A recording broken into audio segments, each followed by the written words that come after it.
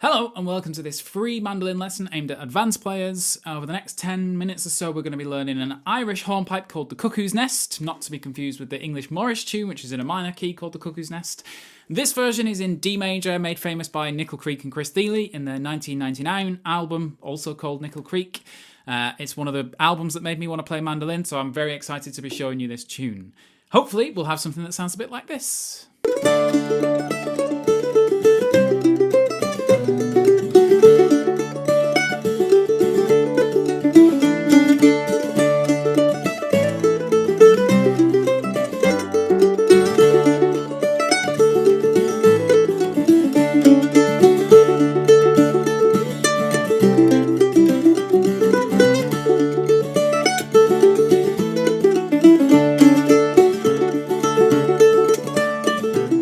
Everything we talk about in this video is included in a free PDF which is linked below, so please do have that with you while you work through this lesson so you don't have to rely on working out any of this out by ear. I'm going to assume that you are a fairly advanced player, so let's just have a very quick look at the core melody, the A and the B parts separately, and then we'll talk about some embellishments that Chris Thile does to take this tune to the next level and make it really suitable for advanced players, and then we'll have a full jam through at the end. So, the A part. If I just play through now at about 80 BPM, try to have a play along with me, hit pause and have another go, but you'll hopefully see there's no major demons in this tune. So if we just try one A part, and we'll do the repeats as well, so we'll do A, so you can hear how it sounds. So I'll count this in 1, 2, 1, 2, 3. Will be our counting. So here we go. 1, 2, 1, 2, 3.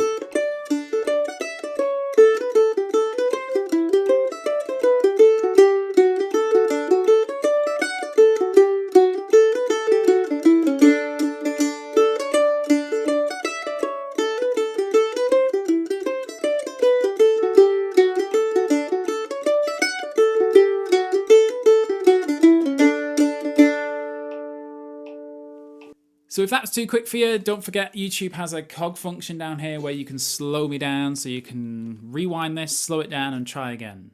But as you see, nothing majorly going on with that, just a nice, very cheerful. If you notice, we're not quite playing it as a full hornpipe. It's sort of just the edge taken off the hornpipe. So I'd guess you'd say it's slightly more swung than hornpipe. That's just sort of a match in Nickel Creek. You may go to Ireland and play this in a session and it is full hornpipe. We're going for the Nickel Creek version here. So the B part. Again, we'll just dive in. Let's have a play through the B part at the same speed, which is 80 BPM. So again, you can see apart from there's some nice arpeggios, there's a D arpeggio to a C arpeggio. It's a really pretty little B part. So this will be after the same counting, 1, 2, 1, 2, 3. 1, 2, 1, 2, 3.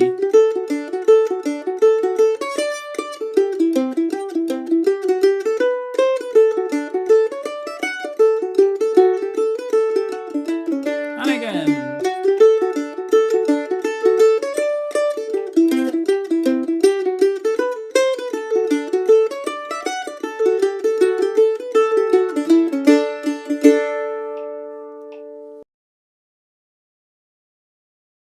So now let's look at embellishments that Chris Thile adds. The first thing that he adds is some triplets, which is obviously very common in sort of Irish, Scottish, any Celtic tunes. And there's a couple of different types. There's loads of different types of triplets, but there's two very distinct types in this.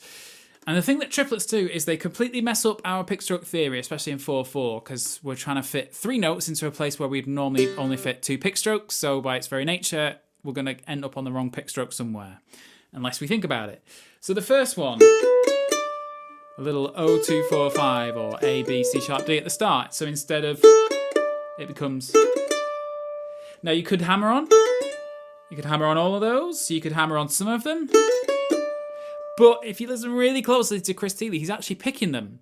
And that's okay in this instance because down, up, we obviously end up on the wrong pick stroke. But the last note that we finish on, the first beat of the first measure technically, is worth 1 beat. So that gives us a split second to correct ourselves, and after that we're back on the right pick strokes. So down, up, and then you're back in on a down. So just practice that. As clean as you can, all picked. And then the other triplet, which happens sort of in the same phrase, is where you just pick the first note and then your left hand does all the work. So even then it's hard to do. I played wrong there. So you do a down on the 4, hammer onto the 5, and then instantly pull off.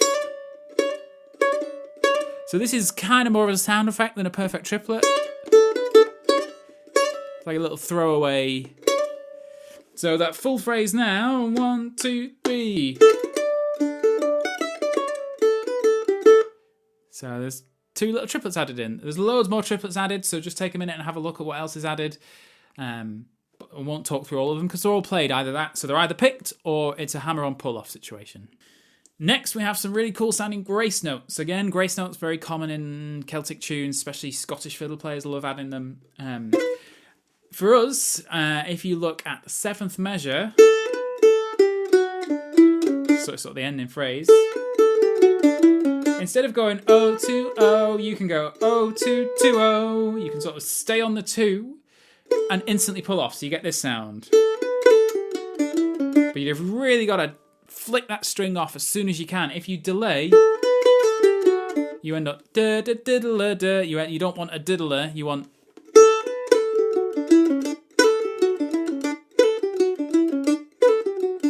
as quick as you can. So it's like the instant your right hand you pull off. You don't go. That's the sound you want.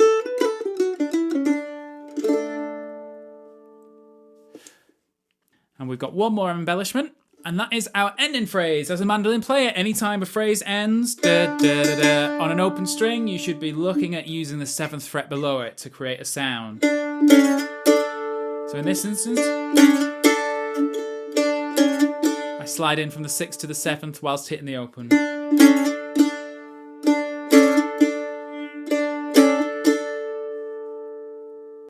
Very effective, A part and B part foot.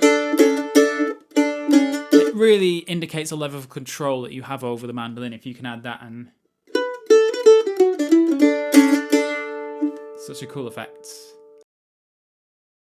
The only thing left to do for this video is to have a jam through the tune. I am going to double screen with some Irish bouzouki, because this is an Irish tune and there's also bouzouki on the Nickel Creek track. I'll just be bashing out some big open chords. So the chords are written above the tune, so it's D, C, D, quick A. Very nice little chord progression to play. But that's for all of the Mando mic lesson. We're just going to play through it. We're going to keep it about 80 BPM, so if that's too quick, hit the cog, slow me down. So try to get it all with all the embellishments in. Here we go. 1, 2, 1, 2, 3.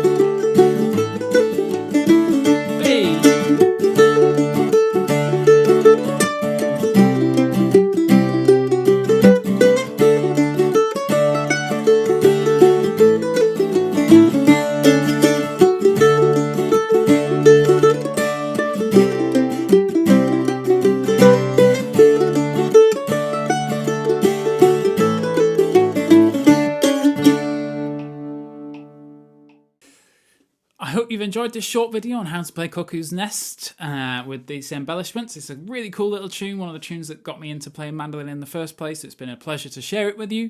My challenge, as always with these tunes, is to speed it up. We played it at 80 BPM in the lessons. Try to see if you can get up around 90 or 100 BPM. I hope you've enjoyed it. We do these every month. Please like and subscribe while you're here, or head over to mandomike.com if you'd like all the previous 3 lessons we've done, and we'll see you next month.